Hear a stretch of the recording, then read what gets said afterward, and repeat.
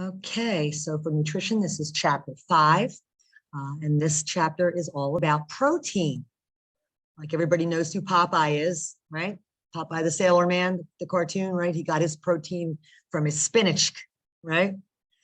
All right, let me share my screen here and pull up the PowerPoint and we'll get started.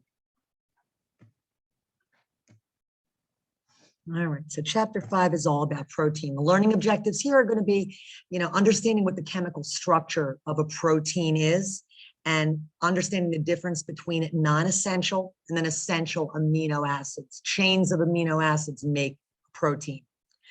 We'll be able to summarize protein digestion and absorption. How does your body take the protein from the foods that you eat?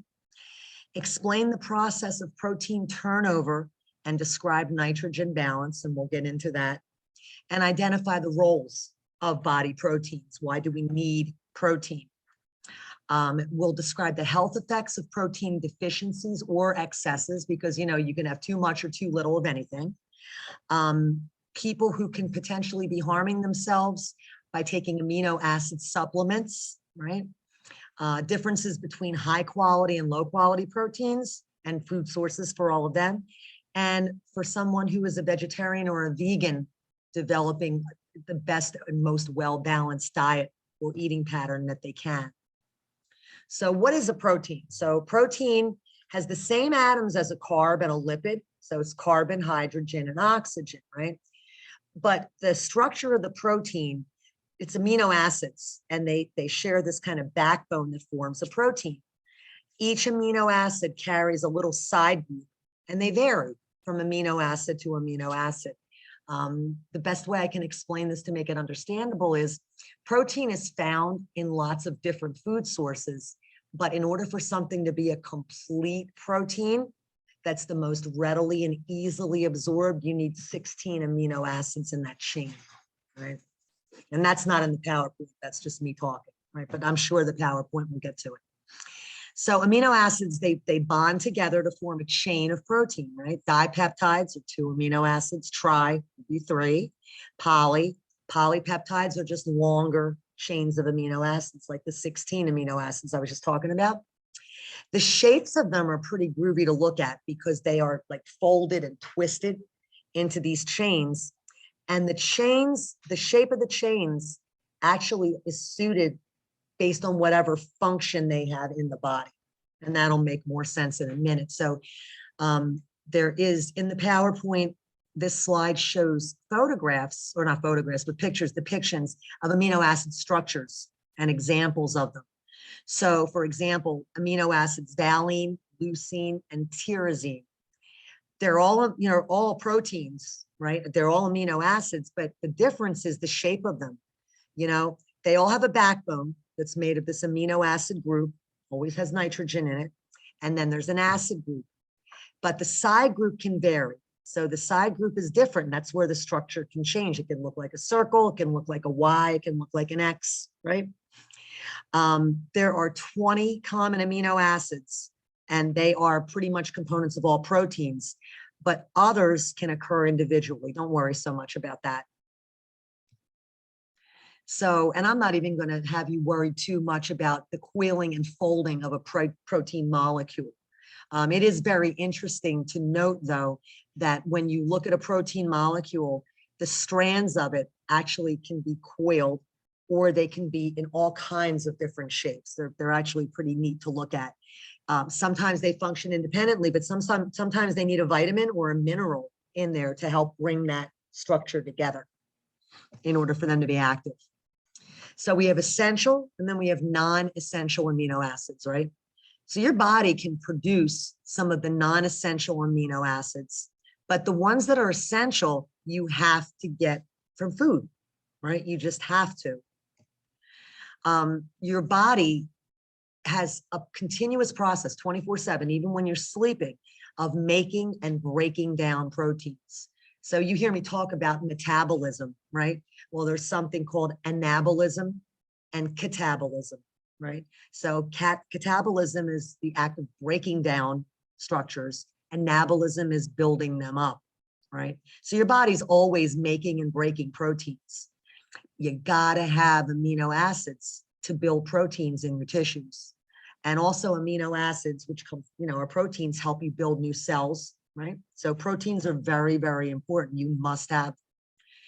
So when the proteins get broken down in the body, the amino acids get like released, be free, right? And they get released into your bloodstream.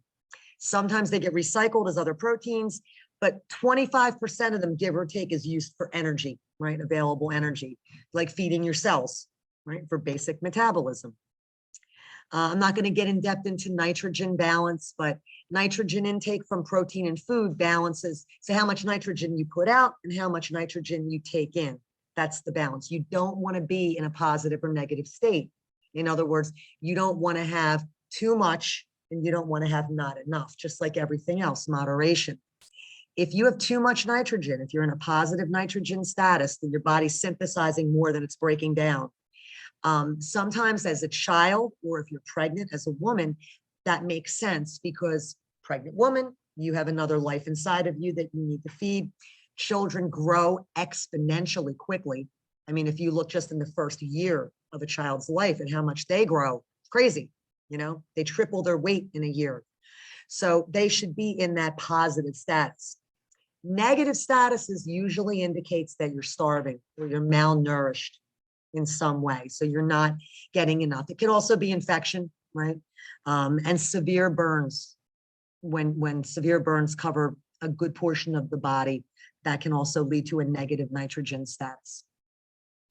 So enzymes, when we talk about enzymes, an enzymatic action, that's the catalyst, something that makes another thing happen, right? So enzymes are catalysts to make your body either build up proteins or break them down. But the enzyme never changes in the process.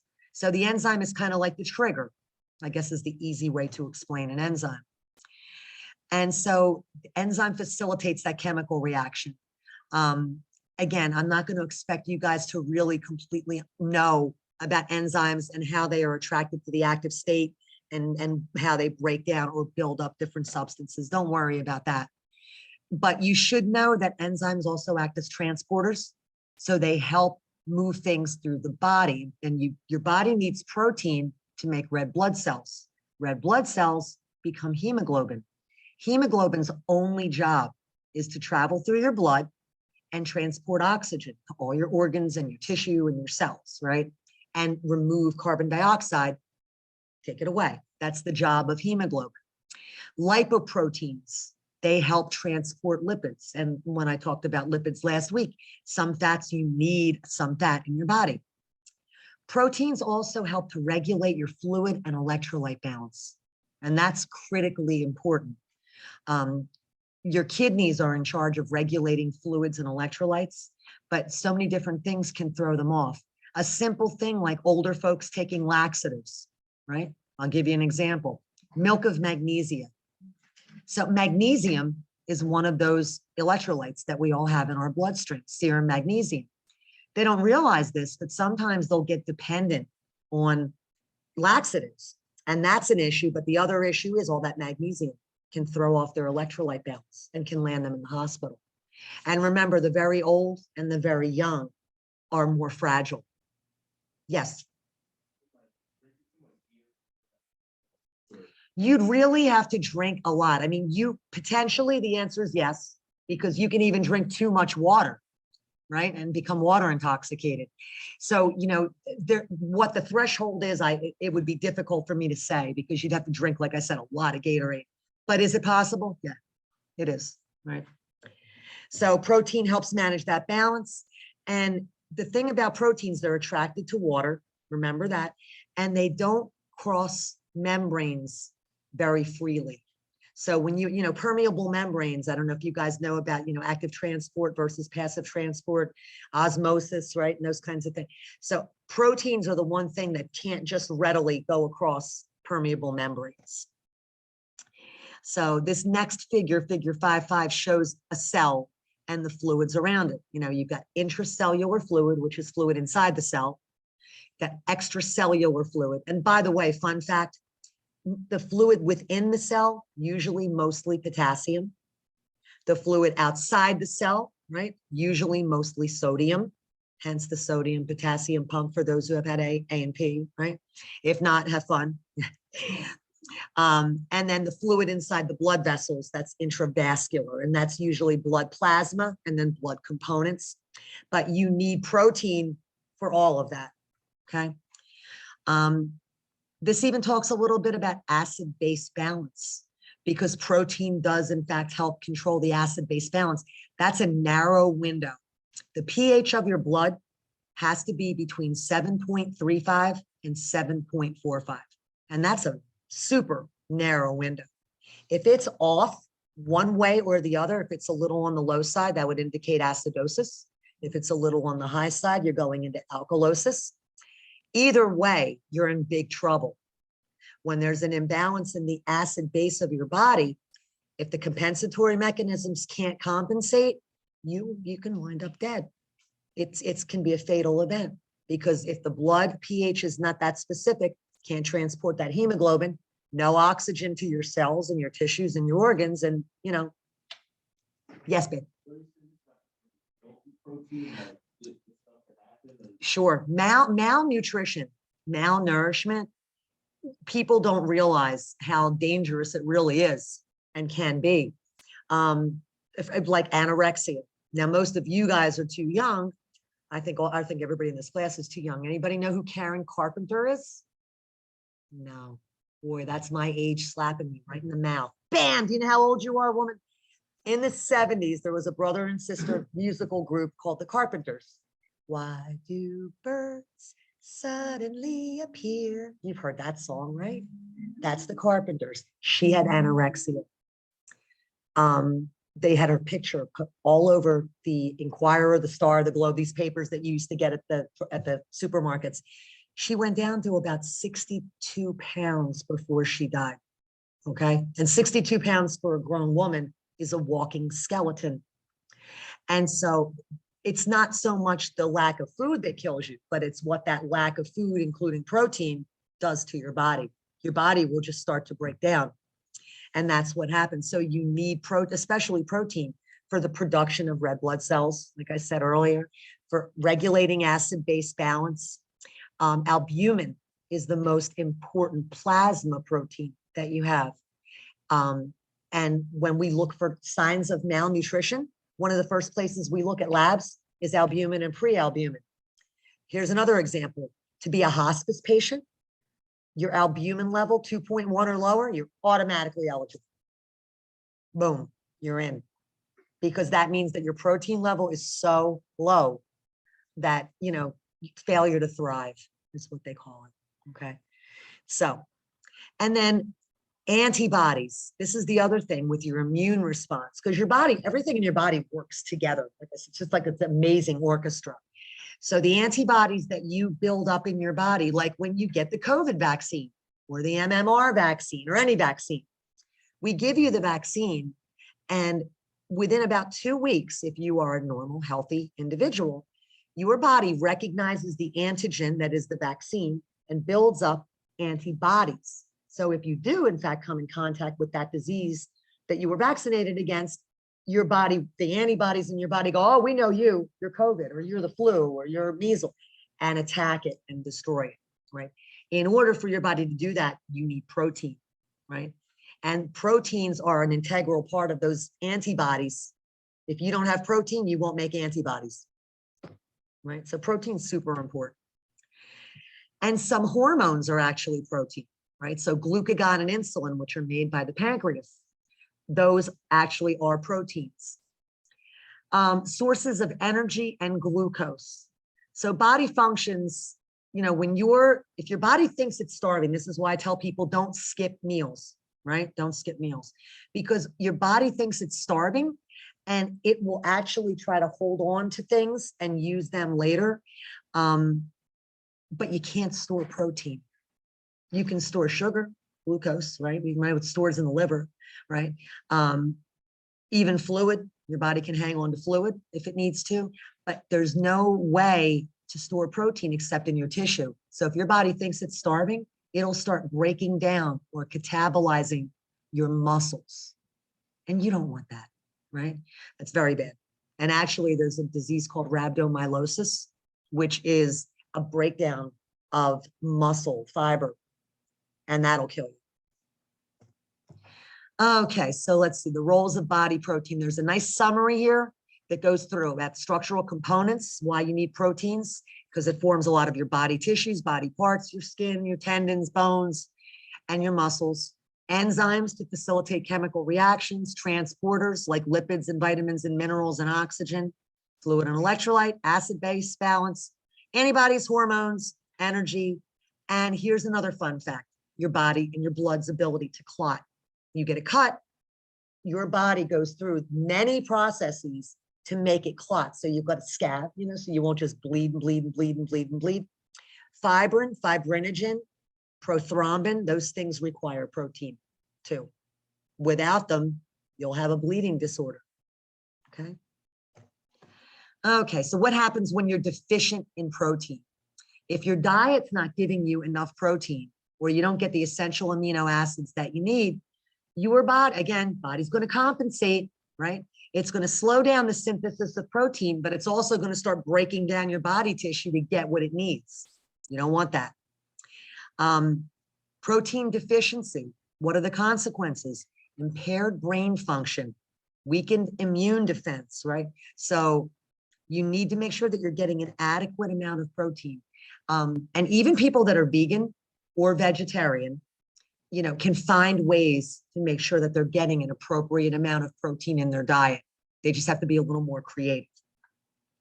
So the definition of malnutrition actually is the condition when your diet is not giving you enough energy or enough protein or both of those things.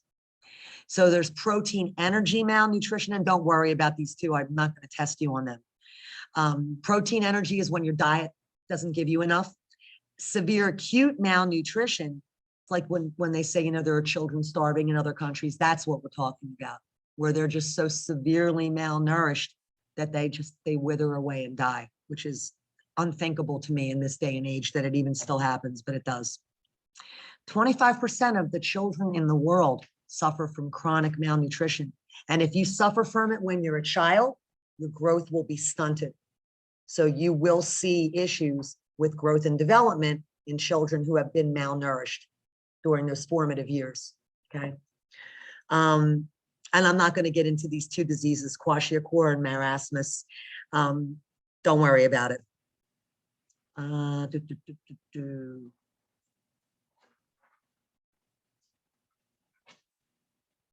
So this table talks about severe versus chronic malnutrition, right? One of the things that's interesting is for the physical features, severe acute, and remember acute versus chronic. Acute is like, it's happening now, it's fast, boom, that's acute. Chronic is something that's an ongoing problem, right, for a long period of time. With acute, rapid weight loss, wasting. Have you ever seen someone that just, older folks, sometimes they just look skeleton-like, they're drawn in, One of the other things in hospice that they do is they measure your upper mid-arm circumference. And believe it or not, that's an indicator of wasting. Right? You'll see that number start to go down, down, down. And again, with children, their growth will be stunted. Oh gosh, horrible, sad pictures. And these are examples of those two disorders that I talked about earlier that I didn't talk about actually, marasmus and kwashiorkor. When you see these little children that are super skinny, but they have this big old swollen belly, that is a classic sign of kwashiorkor, which is acute and chronic malnutrition. And the same with marasmus. You see just no muscle, no fat, none, like zero body fat, zero muscle. They have arms and legs that kind of just look like sticks, right? Just super, super, super thin. It's very sad. Now, on the other hand, if you can have too little, you can have too much, right? So usually in developed nations, USA, too much protein, you can get heart disease, right? Because the high intake of red meat and dairy, the rich man's diet is what some people call it, can lead to heart disease because it leads to atherosclerotic plaque that can build up inside your arteries, you a heart attack. Can also lead to kidney disease. Your kidneys have so many functions, electrolyte balance, fluid balance. They manage your blood pressure. They manage your electrolytes, but they also help with managing protein. So sometimes they will reabsorb protein. They shouldn't be spilling protein into urine. You'll see that people with severely high protein intake will have proteinuria. You'll find protein in their urine because their body's going, that's enough. Can you stop? And they don't listen. They just keep on, right? And that will lead to deterioration of kidney function and subsequently dialysis, renal failure, right? Which is pretty extreme. So how do you know that too much? We're gonna talk about it, right? We're gonna talk about it. That's a good question. Supplements. Oh, how I love supplements. You all know how I feel, right? So my biggest problem with supplements is that they're not monitored. So you don't really know what you're getting. That's a big problem to me. The label says this, but I don't know for sure what's inside. If you are a average, normal, all these words I hate because they're very subjective, but still healthy adult, you don't need supplements. You don't need supplements. If you have extra money, give it to those starving children, right? But you don't need supplements. People think that I skip breakfast, so I take a 1-a-day vitamin, and nothing against the company that manufactures 1 a day. That's my disclaimer, but the one doesn't make up for the lack of the other, right? You can't substitute a pill for food. And that's important to remember. Some people think, it improves athletic performance. There's no magic pill. Like Jack from Jack and the Beanstalk, that wasn't real, right? So there's not a magic weight loss. There's not a magic supplement. There's not a magic anything that's going to give instantaneous results. And we do kind of live in a culture where it's like, I want to know now, or I want it now, because we're used to getting instant results with these phones, right? But you can't achieve those kinds of things like athletic performance or weight loss. Take a pill, won't work, right? A lot of these supplements are protein supplements. You have to be careful. And typically when people take supplements, they're not really like reading the label, like what's in this, and you have to read labels because a lot of these things contain amino acids and taurine and lysine. Energy drinks, Monster, Red Bull, right? Those kinds of things. Did you have a question? Well, not a question, but so you said, the vitamins and stuff. Like, what happens when doctors and prescribe the vitamin? Iron pills, basically your patients are vitamin D, vitamin B12, iron pills, right? Right, that's different. So vitamin B, so in order to make red blood cells, you need all your B vitamins, B3, B6, B12, you need iron, right? And protein in order to make hemoglobin, in order to make red blood cells. When people get older, B12 deficiencies are common because in order for your body to absorb B12 from food sources, there's something in your stomach called intrinsic factor. When you get older, you don't have as much intrinsic factor, and very often people will suffer from pernicious anemia, which is a B12 deficiency. That's different. So they need a supplement because of a physiological issue, right? I'm almost done.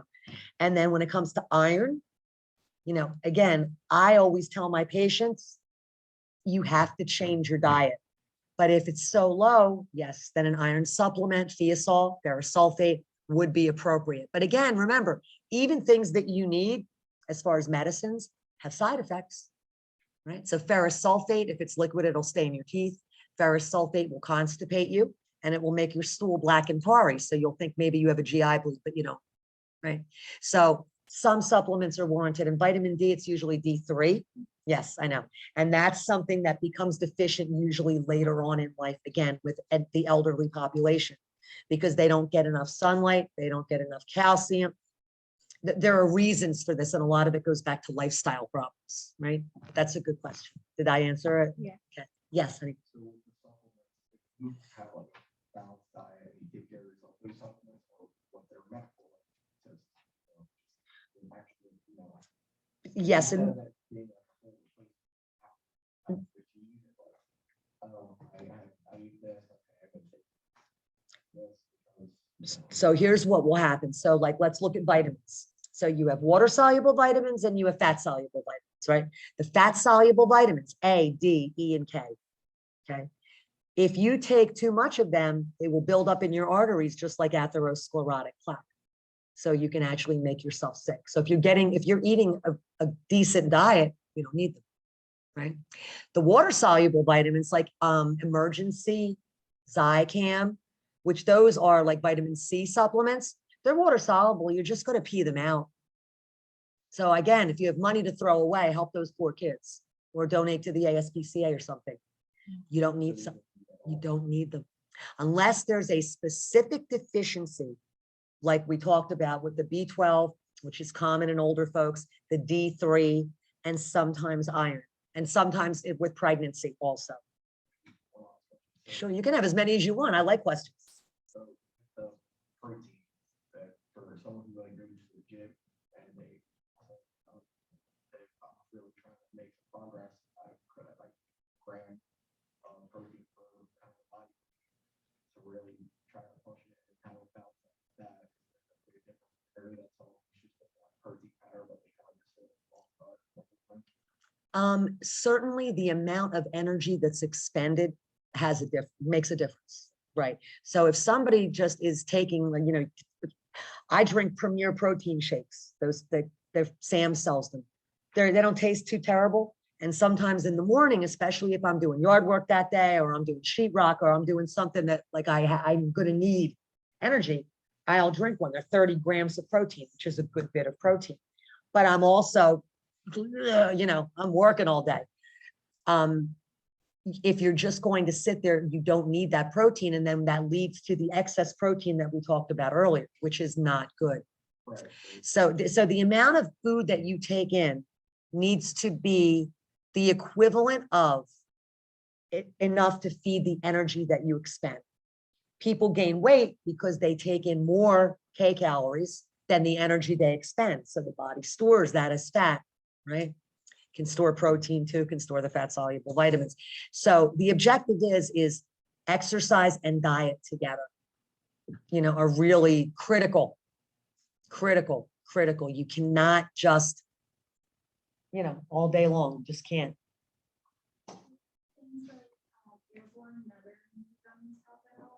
Well, no, that's what I said. They're vitamin C. So you're just going to pee them out, right? Your body will, with water soluble vitamins, will take what it needs, and anything over and above that, your kidneys will pull them from your bloodstream and you will urinate them out. So sorry. There's no magic with those. The Zicam commercials kill me because they're like, shorten the length of your cold. There's science behind it. No, there's not. No, there's not. Let me get him and then I'll get you. Go ahead. If you're taking like a protein powder, a lot of creams in it, is it more beneficial with like before you exert a lot of energy, burn a lot of calories, or is it afterwards? I never knew that. Like if I'm going, I'm going to burn 2,100 calories, so I need to prep my body. Can I take that beforehand, or is that when you get home? Like that? Right. So when you talk to people, especially at the gym, right? Yeah. And I have friends I had a friend that was a professional bodybuilder, right?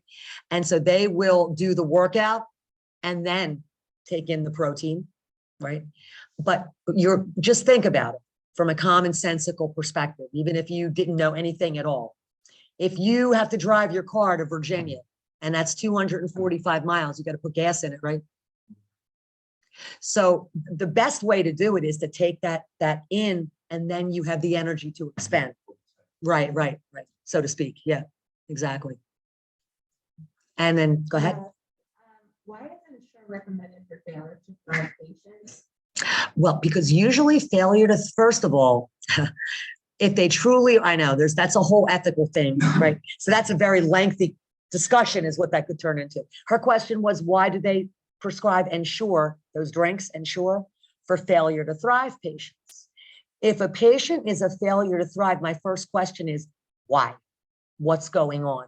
I mean, I worked in the ER in Atlantic City. I've had people come in. I had a woman come in that was eating cat food because she couldn't afford food. I mean, I've seen a lot, you know, and And cat food has a lot of protein in it, too much. Her kidneys were shot. I mean, and people don't realize these things, right? Nobody should have to decide between paying for meds and eating. You know, that's a whole nother story too. But anyway, so why is this patient a failure to thrive patient is the first question. And when we talk about Ensure, you know, oftentimes older folks, because they're sedentary more than they were before, right? They don't build up an appetite. You know how sometimes if you're out doing stuff, you're like, oh, I'm starving, I need to eat, you know? They don't have that same appetite. So oftentimes they don't eat. And COPD patients, pulmonary patients, you have to hold your breath to swallow when you're eating. They can't. So if you hand a plate of food to somebody with COPD and it's a full plate, they're going to be nauseous. I can't eat that because they know that's like. So we give them Ensure because you're getting more bang for your buck. It's a liquid meal. That's if that helps, right? Is there like a really big difference between like whey protein and like an isolate? Is there really?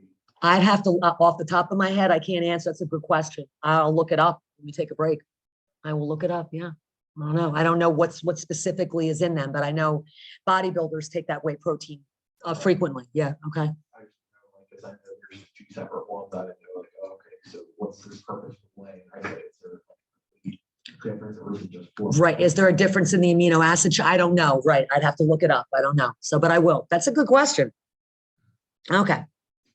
And one more thing too, protein is more filling. You ever eat a steak? For those that eat steaks, like I had a steak earlier today. A steak will fill you up. You know, a steak will make you feel full.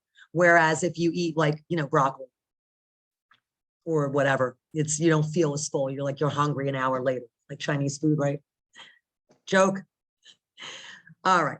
Amino acid supplements and things like lysine and tryptophan. Again, talking about supplements. Why do you need them?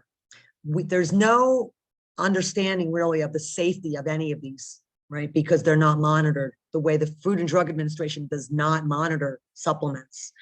But I guess there's some talk out there that you can cure your herpes if you take lysine. Well, I have sad news. You cannot. That is the gift that keeps on giving. And you will be friends with herpes for a while. There's no cure for it. Tryptophan, Thanksgiving is the classic, right? Thanksgiving, you eat a big old turkey dinner, right? And what do? You fall asleep. Turkey is high in tryptophan. So is milk. There are some food sources that have high levels of tryptophan, and tryptophan will make you drowsy, sleepy, drowsy. But if you're taking tryptophan as a supplement, which I don't know why anybody would, it can cause nausea. It can cause sleep disorders. Again, you know, your body is meant to take all that it needs from food, not from pills. I love this class because this is stuff that I've been saying for years, you know, and it's like, yeah, I feel like I wrote it, but I didn't, but I could have. Protein recommendation. How much do you need? So 0.8 grams for every kilogram of body weight. And if you don't know your body weight in kilograms, you take your weight in pounds and you divide it by 2.2. That is the way to change pounds to kilograms. Take your weight in pounds, divide it by 2.2. For women, I always tell, you know, girls, people always want to tell their weight in kilograms because it's going to be a lower number versus pounds, right? So 0.8 grams of protein for every kilogram that you weigh. Let's see. Assumptions regarding protein intake. You need to have a diet that is well-rounded. So you should be eating protein and some carbs and some fats. Protein does not replace those things, right? You need a little of all of them. High quality protein, what does that mean? So that's the one that's got all the amino acids, right? That supports the body's work, the muscle, right? And it's digestible, depending on the protein source. For example, for a non-animal protein source, soybeans, which is how they make tofu. So for people that are vegan, vegetarian, that's usually where they'll get their protein. And that's the highest amount of protein, the most bang for your buck that you can get from a plant is from soybean. And it's digestible. But the fact of the matter is that proteins that come from animals and animal products are the most readily available and digestible. Sorry to anyone who's a vegetarian or vegan. And your dietary protein should have at least 9 of your essential amino acids. Remember earlier I was talking about 16, that's the ideal, but you need to have at least 9. And generally proteins come from animal foods, animals and animal products. So like eggs, milk, right? Those kinds of things. Then there's a table that shows, how many grams of protein there are in different foods, like milk and milk products, and, foods like meat and poultry, fish, legumes like beans, eggs, tofu, which is soybean curd, peanut butter, nuts, seeds. There are protein enriched grains. So there, slices of bread and some pastas and cereals are enriched with proteins, and some vegetables. And with vegetables, if you cook them too much, you cook most of the nutrients out of them. So like if you're making broccoli or asparagus, so that you steam it, that's cool. But don't make it so that it's mushy, because the longer you cook it, I love raw spinach. Like I'll eat a raw spinach salad. Just make sure you rinse it real well, but it's really better because you get the most out of it that way, in that form. Let's see, protein quality. So now we're talking about complementary proteins. With complementary proteins, there are 2 or more proteins where the amino acids inside complement each other, but the essential amino acids missing from one are supplied by the other. So in other words, looking at this chart, if you eat legumes and you eat grains, legumes will have 2 of the essential amino acids, grains have the other 2, but if you eat them together, boom, you have all of them, right? So that's why we say eating diverse foods, right? Not eating the same thing, right? Having a little bit of everything is the healthiest choice always. Let's see, protein sparing, carbohydrate, fat. Like we talked about last week with carbs and with lipids, your body needs carbohydrates, hopefully the good carbs, for energy, for your cells to produce adenosine triphosphate, ATP, right? You have to have enough energy production from carbs and fats in order to use the protein that you're taking in. Another testimony to why you need to diversify what you eat, right? A little bit of everything.